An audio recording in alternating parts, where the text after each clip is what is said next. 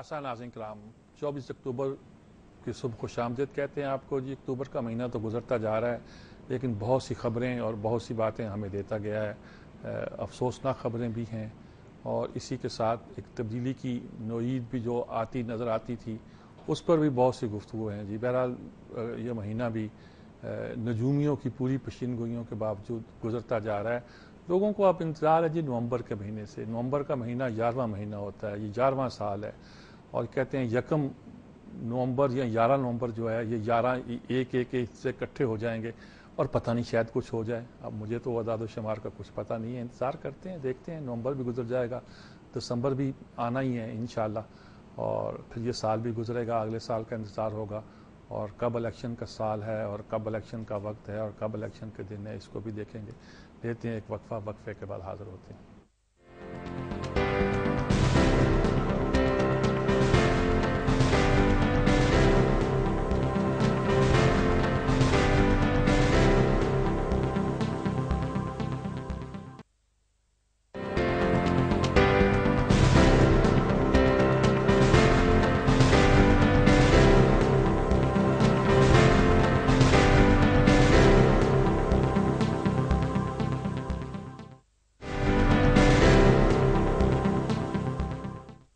नाज़रीन कराम, आज की सबसे जो खबर अहम गिनी जाए, अंदोनाक गिनी जाए, उन सपानों में अहम तो नहीं, वो नुसरत भुट्टो का इंतकाल है।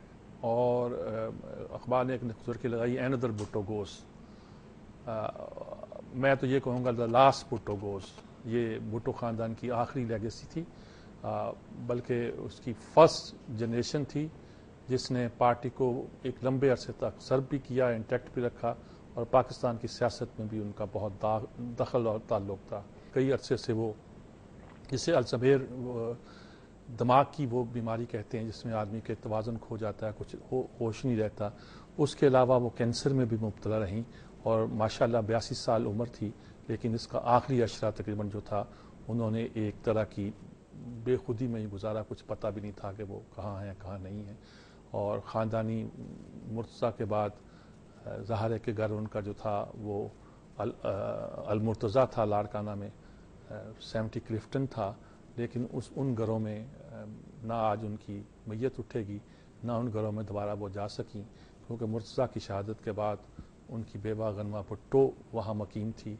उनके पोते पोतियाँ भी थी, फातिमा भुट्टो और जुल्फ़िकार जूनियर, लेकिन वो वहाँ से, लेकिन बड़ी इज्जत और एहतराम के साथ रखा है बेनज़ीर ने जी। सियासत में थी और उन्होंने भुट्टो के बाद बड़ी हिम्मत के साथ और बड़ी जाँफशानी के साथ पार्टी को ज़िंदा रखा है। आसान काम नहीं था उसको पार्टी को ज़िंदा रखना, उन्होंने लीड किया है। उस वक्त बेनज़ीर को तो गाइडेंस की ज़रूरत थी, जो वो करती थी और साथ साथ चलती थी बेनज़ीर, लेकिन एक तरह की गाइडिंग फोर्स उनकी यही वालदा थी। और फिर वो चेयरमैन रहीं, उनको को चेयरमैन बनाया जब, लेकिन वज़ीर आज़म बनने का वक्त आया तो उन्होंने बेनज़ीर को आगे किया, क्योंकि वो जानती थी कि ये काम उसी के करने का है, फ्यूचर लीडरशिप वही है। और फिर आहिस्ता आहिस्ता सदारत के ओहदे से वो जब ख़त्म हुआ उनका ओहदा, और तो एक गैर सियासी ज़िंदगी भी उन्होंने गुजारी, लेकिन डिफरेंट ज़िंदगी थी। भुट्टो साहब के साथ वज़ीर ख़ारजा के तौर पर वो दुनिया भर में गईं और एक पार्टनर जिन्हें भुट्टो साहब के इमेज को कॉम्प्लीमेंट करना चाहिए तो उन्होंने कॉम्प्लीमेंट भी किया। उसके बाद फर्स्ट लेडी पाकिस्तान की रहीं और वो काम भी किया। आज ये 10 दिन के शोक का ऐलान कर दिया गया है, निशाने पाकिस्तान भी उनको दे दिया गया है, और कोई ऐसा सियासी रहनुमा नहीं है जिन्होंने उनकी मौत पर ताज़ियत ना की हो। कल मैं हैरान हुआ कि बहुत कम लोग हैं जिनको वो पुरानी बातें, दास्तानें याद होंगी और वो उसको बयान कर सकें। नई जनरेशन तो शायद उनसे कम वाकिफ़ होगी। नुसरत भुट्टो हमारी सियासत का एक बहुत फ़ाल किरदार रही हैं। 3 ख़वातीन ने जी पाकिस्तान की ज़िंदगी में अपने शौहरों की गैर मौजूदगी में जेल में जाने पर यहाँ उनकी सूरत में तहरीक चलाई थी। एक नसीम वली ख़ान थी जो एग्ज़ाम्पल थी इसकी, और दूसरी नुसरत भुट्टो थी, और तीसरी कुलसूम नवाज़ थी। तीनों के किरदार इस लिहाज से बड़े रोशन हैं, और सबसे नुमाया नाम हमारी सियासी तारीख में ख़वातीन में से मादर मिल्लत फ़ातिमा जना का था, جو قائد اعظم کے ساتھ رہیں، بہن تھی ان کی، اور پھر اس کے بعد رانا لیاقت علی. کسی کو کچھ بھی اختلاف ہو لیکن اس میں شک نہیں کہ یہ بڑی خواتین تھیں اور ہماری سیاسی تاریخ میں انہوں نے بڑا نام پیدا کیا. اور یہ بھی ہوا ہے کہ جب انہوں نے محسوس کیا کہ اب ان کو سیاست کی جو عارضی یہ جو 3 خواتین کا میں نے بعد میں ذکر کیا تو پھر وہ پیچھے بھی ہٹ گئیں. نصرت بھٹو بھی پیچھے ہٹ گئیں، کلثوم نواز بھی گھر چلی گئیں، نسیم ولی خان نے سیاست کی لیکن اتنے آگے فرنٹ فٹ پہ آ کے اس طرح نہیں کی. یہ ہماری کہانی ہے جو ہمیں کئی باتوں کو یاد دلاتی رہتی ہے. جی نصرت بھٹو کے انتقال پر آج وہ ان کی تدفین بھی ہوگی اور گڑھی خدا بخش میں، اور اسی قبرستان میں جہاں کے بے نظیر بھی ہیں، ذوالفقار بھٹو بھی ہیں. اب میں کل ان کی تصویریں دیکھ رہا تھا، وہ جو مزار بنا ہوا ہے وہاں، اور اندر کی بھی اور باہر کی بھی بلڈنگز کی کیا شاندار نظر آتا ہے. لیکن مجھے یاد ہے کہ میں بہت پرانی بات ہو گئی اب، لیکن بھٹو کی پھانسی کے کئی سال بعد کی بات ہے، پھر بھی ایک اجاڑ سی جگہ تھی جہاں صرف چادر سی پڑی ہوئی کچے سی قبریں تھیں اور کچھ بھی نہیں تھا. لیکن بعد میں آنے والی حکومتوں نے، پیپلز پارٹی کی حکومت نے اسے ایک شاندار مزار میں تبدیل کیا ہے، اور وہاں اب گویا اس طرح لوگوں کا آنا جانا ہے جس طرح کسی اور مزار پہ بھی ہوا کرتا ہے. جی انہی دنوں میں جی ایک واقعہ اور ہوا ہے، تذکرہ میں اس کا ساتھ کرتا جاؤں. وہ کرنل قذافی کی ڈیتھ ہے. جی توقع تھی پکڑے جائیں گے اور مارے جائیں گے جس طرح صدام حسین گئے. صدام حسین کی موت پر کسی نے لکھا تھا، ہمارے دوست شہید عباس صدر نے لکھا تھا کہ یزید کی شہادت، ایک طنزاً ایک جملہ لکھا تھا، یعنی کہ وہ ایک ایسا شخص جو کہ ایک ولن بنا دیا گیا تھا یا بن گیا تھا، ایک آمر تھا، اور آمریت کے بعد اس کی جب موت ہوئی تو اب اس کو ہیرو بنانے کی کوشش تھی. قذافی کے بارے میں کوئی کچھ نہیں کہہ سکتا جی، کیا کہا جائے کیا نہیں کہا جائے. جی قذافی جب آیا تھا تو اس کی سبز کتاب جو تھی ماؤ کی لال کتاب کے مقابلے میں لوگوں میں لے جائی جاتی تھی. 3 نام بنتے تھے جی. پہلے ناصر کا نام تھا، وہ عرب نیشنلزم کا ایک طرح کا آئیکن تھا. فیصل تھے جو اسلامی ریولوشن کے، تو ریولوشن تو نہیں، اسلامی نظام کے ایک طرح کے سمبل گنے جاتے تھے. اور قذافی آئے تھے ایک انقلابی، اسلامی انقلابی. بڑی باتیں ان کے نام سے منسوبے ہیں اور بڑی باتیں لوگوں نے بڑا فالو بھی کیے، لمبے لمبے آرٹیکل بھی آئے، اور ان کی زندگی کے اور بڑے پھر لطیفے بھی ہیں، ڈرامے بھی ہیں. وہ ٹیررزم کے خلاف لڑنے لگے. پھر وقت بھی آیا، پہلے کہا جاتا تھا انہوں نے ہمارے ایٹمی پروگرام میں ہماری معاونت کی ہے، مدد کی ہے. پھر ہمارے اسٹیڈیم کا نام قذافی اسٹیڈیم، جہاں وہ جب آتے تھے تو جب بھٹو صاحب نے اتنے سربراہ آئے تھے، ایک ہی کو لے کے بھٹو صاحب ایک ریلی کی شکل میں، جلوس کی شکل میں نکلے تھے، اور وہ قذافی تھے. انہی کو جلسے کی شکل میں لے کر آئے تھے. ایک وہ زمانہ تھا. لیکن لگتا ہے لوگ کہتے ہیں کہ شاید قذافی کی ہمدردیاں ایک فیملی کے ساتھ تھیں، پاکستان کے ساتھ اس طرح نہیں تھی. بہت سے لوگوں نے پناہ بھی لی اس ملک میں، لیکن پھر ان کی ٹیررزم کے حوالے سے جہاز وغیرہ بہت سی باتیں جو ان کی آئیں اور وہ کنٹروورشل بھی بنے. لیکن 42 سال انہوں نے حکومت کی. اب اپرائزنگ ہوئی، اپرائزنگ عرب دنیا میں ہوئی ہے اور بہت سے ختم بھی ہو گئے، حکمران چلتے بنے. لیکن قذافی کا مسئلہ یہ تھا کہ وہاں ایک ٹرائبل سسٹم تھا، ٹرائبز کی لڑائی شروع ہو گئی. وہاں کی آبادی شاید 60 لاکھ ہے، لاہور سے بھی کم ہے، لاہور سے بھی کم آبادی ہے. بڑا ذخائر ہیں، تیل کے ہیں.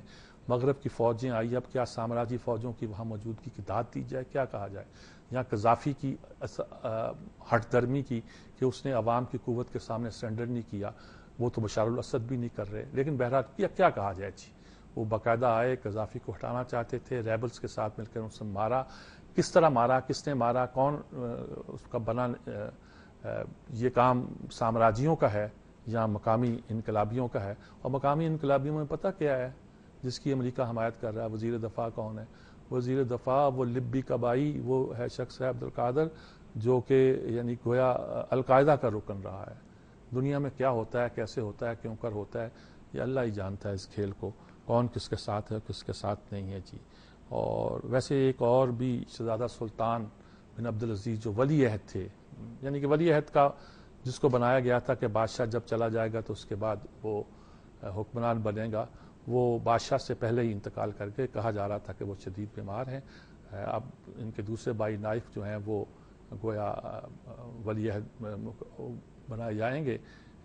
ابھی جتنے اصل میں شاہ عبدالعزیز کی اولاد میں سے سارے جو بھائی ہیں انہی کو منتخب کیا جاتا ہے. وہ سارے 80 سال کے 70 80 سال کے عمر کو پہنچ گئے ہیں، اور ینگ قیادت شاید سعودی ٹرانسفر کر سکے کہ نہ کر سکے، لیکن وہ ابھی اسی پیٹرن کو، فیملی کے پیٹرن کو، طریقے کو جو ہے وہ آگے کیے ہوئے ہیں.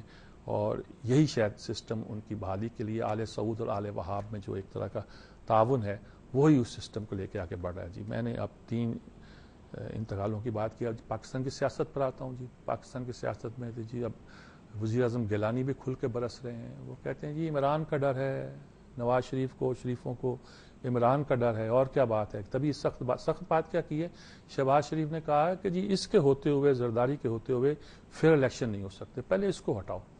تو وہ کمپین تھی نا کہ پہلے مشرف کو ہٹاؤ تو الیکشن ہوں گے, بائیکاٹ کریں گے ہم. پھر نواز شریف نے بائیکاٹ نہیں کیا تھا, جس پر ساری اے پی ڈی ایم کی ساری جماعتیں جو ان سے ناراض بھی ہوئیں. تو ایک سچویشن ویسی بھی ہے کہ زرداری کے ہوتے ہوئے الیکشن نہیں ہو سکتے. اس نے کہا یہ بات کیوں کہتے ہیں, گیلانی صاحب فرماتے ہیں, وہ کہتے ہیں جی ایک تو عمران کے ڈرے ہوئے, دوسرا 5واں بجٹ آنے والا, گویا الیکشن بجٹ ہوگا صاحب. وہ کہتے ہیں کہ وہ آنے والے بجٹ سے ان کو پتا ہے کہ ہم ایسا بجٹ پیش کریں گے کہ قوم ایک بات تو سمجھے گی کہ ہم نے اگر بجٹ کے فوراً بعد ہی آپ نے کچھ دنوں کے بعد الیکشن کرانے ہوں گے, 2-4 مہینے کے بعد, تو ٹھیک ہے. ورنہ اگلے سال اگر مارچ کے بعد الیکشن کرانے تو مارچ آتے آتے تو آپ کی ٹیم بول سکتی ہے اور بڑا لوگوں کو معلوم ہو سکتا ہے کہ بجٹ کیسا تھا اور کیسا نہیں تھا جی. تو دوسرا ڈر یہ, تیسرا کہتے ہیں سینٹ کا ڈر ہے جی. اس وجہ سے وہ اس طرح کی باتیں کر رہے ہیں, لیکن اس بات کو انہوں نے غیر آئینی قرار دیا ہے کہ زرداری کے ہوتے الیکشن ہی ہو سکتے. مطلب ہے کہ زرداری کو ہٹاؤ. زرداری کو ہٹانے کا ایک طریقہ ہے اور وہ طریقہ غیر آئینی ہے. آئینی طریقہ کوئی نہیں ہے طریقہ امپیچمنٹ کا طریقہ ہے, لیکن امپیچمنٹ کے طریقے کے لیے بڑی طاقت چاہیے جناب. اسمبلیوں کے ووٹ چاہیے, سینٹ کے اور قومی سب کے ووٹ چاہیے, مل کر وہ ان کو ہٹا سکتے ہیں ٹوٹل, اور وہ آسان کام نہیں بنتا جی. اس لیے وہ لوگ کہتے ہیں کہ جی غیر آئینی باتیں آپ نہ کریں اور غیر آئینی طریقہ ہے یہ کرنا. اچھا, دوسرے 2 باتیں جو ہیں وہ افغان محاذ پہ ہمارے ہوئی ہیں. افغان محاذ پہ کرزئی صاحب نے کہا ہے کہ اگر پاکستان پہ حملہ ہوا تو افغانستان ان کے ساتھ مل کر لڑے گا. بڑی لطیفے لوگ کر رہے ہیں کہ آپ کابل سے اپنے محل سے باہر نہیں نکل سکتے, آپ کیا ہماری مدد کرو گے, اور اگر حملہ خدا نہ خواستہ ہوا تو کیا پتہ تمہاری سرزمین سے ہی ہو, اور امریکی اور نیٹو کی فوجیں تو وہی موجود ہیں, تو آپ ہماری کیا مدد کریں گے. لیکن بہت تذکرہ ہے. لیکن ادھر ہیلری کلنٹن پاکستان آئی ہوئی تھی تو انہوں نے کچھ اچھی باتیں بھی یہاں کہی ہیں.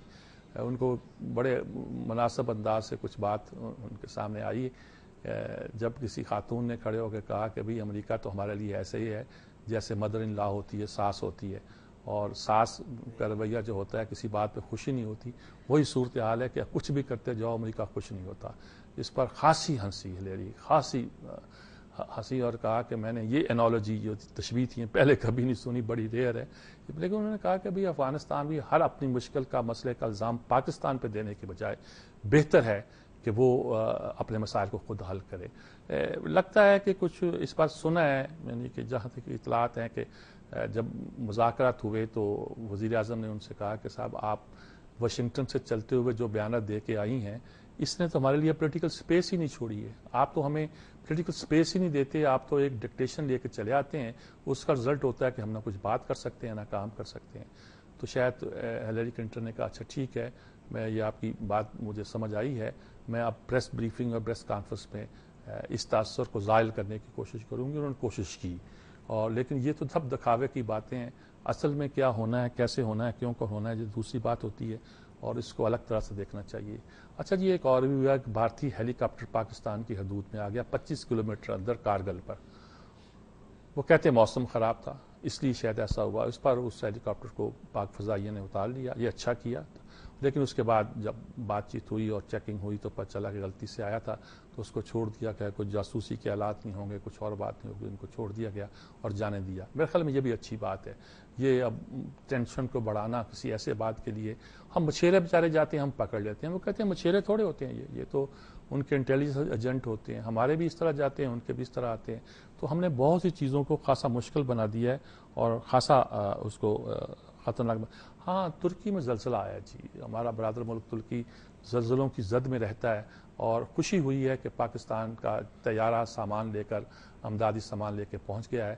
کیونکہ پاکستان میں جب ایسی کلیمٹی آتی ہے تو ترکی کا امدادی سامان سب سے پہلے پاکستان پہنچتا ہے. پاکستانیوں کو فوراً اٹھ کھڑا ہونا چاہیے.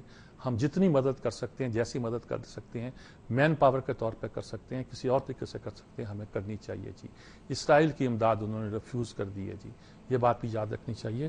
ترکی بہت سٹینڈ لیے ہوئے اور ڈٹ کر جو ہے اس صورتحال کا مقابلہ کر رہا ہے. بہرحال یہی خبریں ہیں. یہ آج بڑی اسی کے ساتھ لیتے ہیں ایک وقفے کے بعد حاضر ہوتے ہیں.